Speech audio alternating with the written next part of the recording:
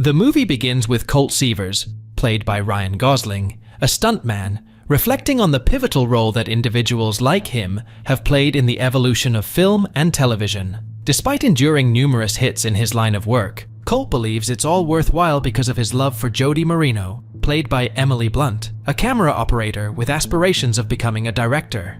Sorry for the small pause. It took a lot of hard work to find the movies, make the script, and edit them. Little request, please show your support. Colt's latest project involves performing stunts for renowned Hollywood actor Tom Ryder, played by Aaron Taylor Johnson. As Colt prepares for a scene where he must take a significant fall, a mishap occurs, resulting in him sustaining a severe back injury upon hitting the ground. Faced with the reality of his condition, Colt decides to step away from the industry, as well as from his relationship with Jody. A year and a half later, Colt finds himself working as a valet driver, having not exchanged a single word with Jody since their fallout. While at work, he encounters a former colleague who labels him as the Fall Guy, in reference to their past incident. Enraged by the remark, Colt aggressively maneuvers his car, performing donuts in front of the co-worker. Later, Colt receives an unexpected proposition from Gail Meyer, a producer closely associated with Ryder. She presents him with an opportunity to serve as Ryder's stunt double in the upcoming sci-fi blockbuster, Metal Storm. Initially hesitant, Colt's interest is piqued when he learns that Jody is directing the film. Colt steps onto the set, greeted warmly by his old friend and stunt coordinator, Dan Tucker, played by Winston Duke. Dan wastes no time in filling Colt in on his first big stunt since his return, a daunting cannon roll. Colt's apprehension is palpable, fearing a mishap, especially with Jody watching. Despite his reservations, the crew proceeds with the stunt, Colt's car careening across the beach before he signals his safety with a thumbs up, a reflexive gesture from his days as a stuntman, he claims. Jody's reaction to seeing Colt as the stuntman isn't what he expected. Her displeasure contradicts Gail's earlier assurance that Jody had specifically requested him. As Colt gears up for his next stunt being set ablaze and hurled against a wall, he and Jody attempt to dissect their complicated relationship amidst the onlookers, with the majority seemingly siding with Jody. Gail pays Colt a visit in his trailer, bearing news that Ryder has vanished after associating with dubious characters. She urgently assigns Colt the task of locating Ryder within the next 48 hours to salvage Jody's film production. After Gail leaves, Colt retreats to his car, where memories of his time with Jody flood his mind as Taylor Swift's music plays softly. Overwhelmed with emotion, he wipes away tears just before Jody unexpectedly arrives. Putting on a composed demeanor, Colt welcomes her into the car, where they discuss the significance of the film to Jody. Determined not to jeopardize the production, Colt assures her of his commitment to the task at hand. Colt ventures to Ryder's apartment in search of him, only to encounter Iggy Starr, played by Teresa Palmer, Ryder's girlfriend and the lead actress of Metal Storm. Their meeting takes a tumultuous turn when Iggy attacks Colt, wielding a prop sword. Amidst the chaos, Colt discovers Iggy's weapon is merely a prop and attempts to convey his purpose of finding Ryder for the film's continuity. Iggy directs him to a nightclub frequented by Ryder, advising him to seek out Ryder's drug dealer there. Colt gains entry to the club with a flashy attire and encounters the drug dealer, Dune. Expecting to meet Ryder, Colt instead receives a spiked drink from Dune, who attempts to handle him through his associates. Despite being affected by the drug, Colt fights off 3 of Dune's henchmen before pursuing him outside as Dune attempts to flee in a taxi. Intercepting the cab, Colt confronts Dune, who reveals he was paid to drug him. Dune directs Colt to a hotel where he should inquire for Kevin and request a fruit platter. Amidst the chaos, Colt experiences hallucinations, including glimpses of a unicorn. At the hotel, Colt runs into Jody, who vents to him that the studio is meddling with her film's love story. Colt then meets the concierge, Kevin, who gives him a fruit platter, which is just the key to Ryder's hotel room. After a few unsuccessful tries with the door key, Colt breaks into the room by knocking the door down. Jody calls him and talks to him about some ideas for the film while playfully bantering. Afterwards, Colt finds the corpse of another stuntman, Henry Herrera. Colt calls Gail, who advises him not to talk to the police, but he does so anyway, because one officer approaches him because he is illegally parked. When Colt mentions the body in the tub of ice, they return to Ryder's room to find the tub completely empty, and Colt still gets a ticket. On the next day of shooting, Dan complains that Jody was inspired by whatever she discussed with Colt, since she has bigger and more complicated ideas for the shoot.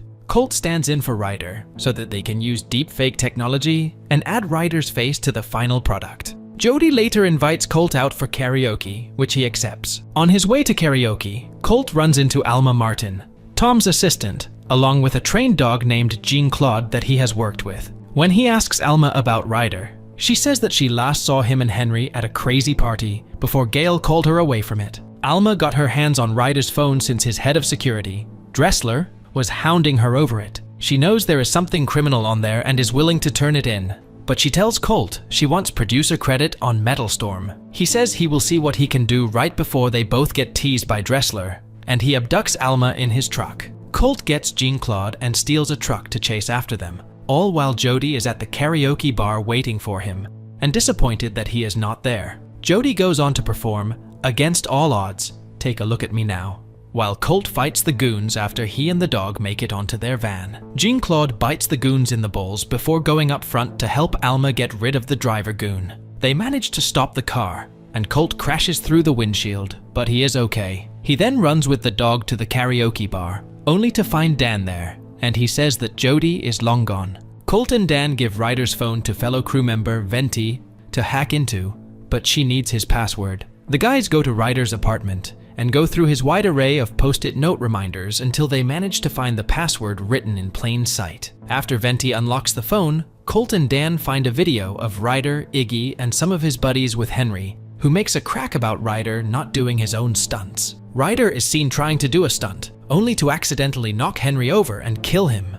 Moments later, Venti calls Dan to inform the guys that the news is reporting on Henry's death and naming Colt as the prime suspect. Soon, Dressler and his goons show up and open fire on Colt and Dan, who quickly take action. Dressler ends up shooting and destroying Ryder's phone out of Colt's hands. They fight off some goons as Colt makes it outside and jumps onto Ryder's boat, crashing through the roof. He then finds himself face to face with Ryder before getting knocked out cold. Colt wakes up to find himself tied up, with Ryder demanding his phone back. He admits to killing Henry and setting up Colt to be the fall guy for the crime, as well as informing him that the entire cover-up was Gale's idea after he went crying to her. Ryder also admits that he set up Colt's accident because he felt Colt was stealing his thunder. This happens just as Gale goes to meet with Jody to tell him that Colt is the suspect in Henry's murder. After Colt admits that Dressler destroyed the phone, Ryder has his goons douse Colt with kerosene to light him on fire, but he gets some in his mouth and spits it at Dressler when he tries to light him up.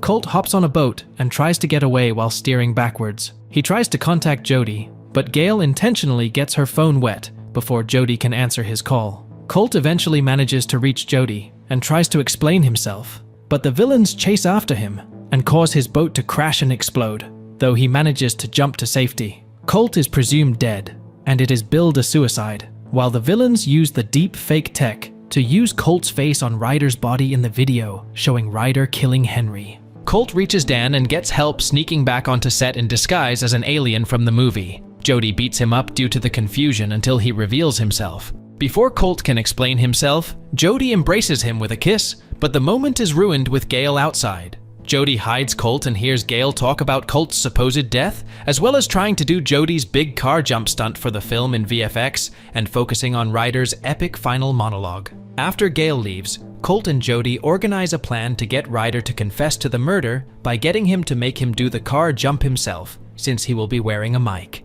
And he usually forgets he is being recorded, so he is always seen or heard, saying whatever he wants unfiltered. The crew gets ready for the big scene and shoots Ryder's monologue. Jody gets Ryder into the car by saying she needs a close-up of him. Colt reveals himself and begins to drive the car away, prompting Dressler and his goons to go after him. Jody and Dan help keep the goons off Colt long enough until he gets Ryder to admit to killing Henry and saying Gale came up with the frame job before Colt pulls off the epic jump across a canyon, which knocks Ryder unconscious. Gale then gets a chopper to come get her and Ryder after she steals his confession tape. With help from Jody, Colt is thrown toward the helicopter and fights both Gale and Ryder until he gets the tape back and jumps down onto a crash mat set up by the crew at the right time. Colt and Jody celebrate their victory with a kiss. Metal Storm eventually hits theaters with Jason Momoa replacing Ryder as the lead actor. The film becomes a major hit, and Alma gets her producer credit. Colt says that while the heroes in the film got their happy ending, he and Jody got theirs as well. I appreciate you watching, and I'll see you in the next video.